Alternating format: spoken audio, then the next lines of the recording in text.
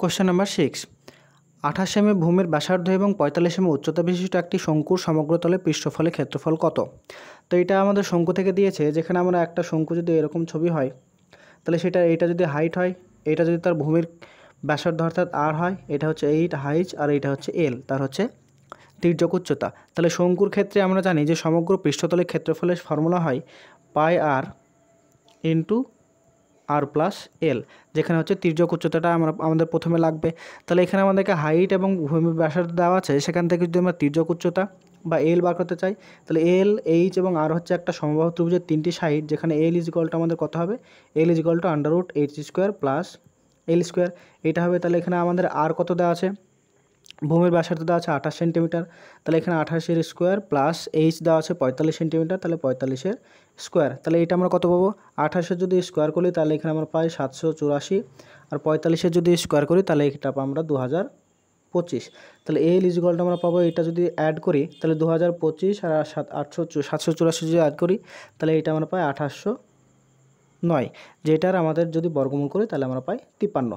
তাহলে এল অর্থাৎ তির্যক উচ্চতা যেটা আমরা পেলাম সেটা পেলাম 53 সেন্টিমিটার।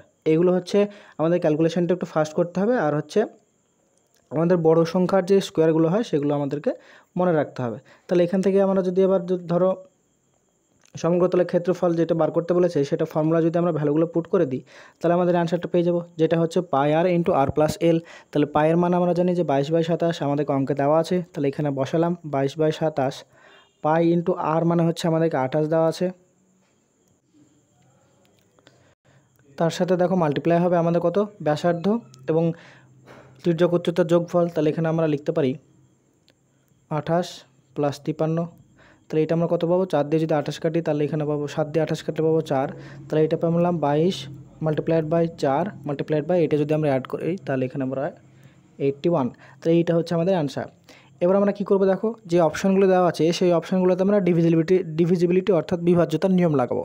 তো প্রথমে যদি আমরা দেখি যে আমাদের অ্যান্সারটা আসবে সেটার মধ্যে একটা 4 আছে, তার মানে যেটা আমাদের অ্যান্সার আসবে সেটা হচ্ছে 4 দ্বারা বিভাজ্য হবে। এবার 4 দ্বারা বিভাজ্য হওয়ার মানে হচ্ছে কোনো সংখ্যার লাস্টের যে দুটো ডিজিট থাকবে সেই দুটো ডিজিট দ্বারা যে সংখ্যাটা গঠিত হবে সেটা হচ্ছে 4 দ্বারা ডিভিজিবল হতে হবে। তাহলে প্রথম অপশান যেটা আছে সেটা লাস্টে আছে 68 4 দ্বারা ডিভিজিবল হবে না, তাহলে এই অপশানটা ক্যান্সেল হয়ে গেল। তারপরে প্রত্যেকটা অপশান 16 হবে, 28 হবে এবং 88 প্রত্যেকটা 4 দ্বারা ডিভিজিবল হবে, তার মানে এইগুলো আমাদের অ্যান্সার হতে পারে। তারপরে যদি আমরা দেখি যে দেখো এই যে আমাদের অ্যান্সারটা আসার কথা সেটার মধ্যে 81 আছে, 81 মানে আমরা লিখতে পারি 9 গুণিত 9, তার মানে হচ্ছে অ্যান্সারটা যেটা আসবে সেটা আমাদের 9 দ্বারা ডিভিজিবল হবে। তার মানে যে অপশানগুলো আছে সেগুলো আমাদেরকে 9 দ্বারা ডিভিজিবল হবে। একই রকমভাবে যদি আমরা 9 ডিভিজিবিলিটি চেক করি তাহলে প্রত্যেকটা ডিজিটের সাম আমাদের 9 দ্বারা ডিভিজিবল হতে হবে। তাহলে এখানে আমরা অপশান নাম্বার 1 বি যদি আমরা এখানে হিসাব করি তাহলে দেখো 9 যদি কাটি তাহলে হচ্ছে 6 আর 3 9, এইটা হচ্ছে 9 দ্বারা ডিভিজিবল, তার মানে এইটা আমাদের অ্যান্সার হতে পারে। একই রকমভাবে অপশান নাম্বার সি, এটাও 9 দ্বারা ডিভিজিবল হবে, তার মানে এইটা অ্যান্সার হতে পারে।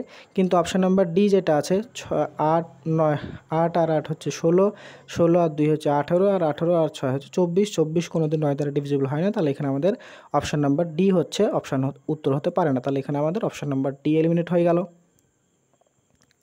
তারপর দেখো আমাদের 22-এর মধ্যে যেটা আছে সেটা 22-এর মধ্যে আমরা লিখতে পারি 11 মাল্টিপ্লাইড বাই 2, তার মানে আমাদের অ্যান্সারটা 11 দ্বারা ডিভিজিবল হবে। তাহলে এবার যদি আমরা দেখার চেষ্টা করি তাহলে দেখো অপশান নাম্বার বি এর ক্ষেত্রে 6 প্লাস 2 হচ্ছে 8, আর এখানে 9 প্লাস 1 হচ্ছে 10, তার মানে এইটা আমরা 11 দ্বারা ডিভিজিবিলিটি হলে 2 হচ্ছে অবশিষ্ট থাকে, তাহলে এইটা আমাদের অপশান হতে পারে না, উত্তর হতে পারে না। অপশান নাম্বার সি হয়ে যাবে আমাদের এখানে সঠিক উত্তর।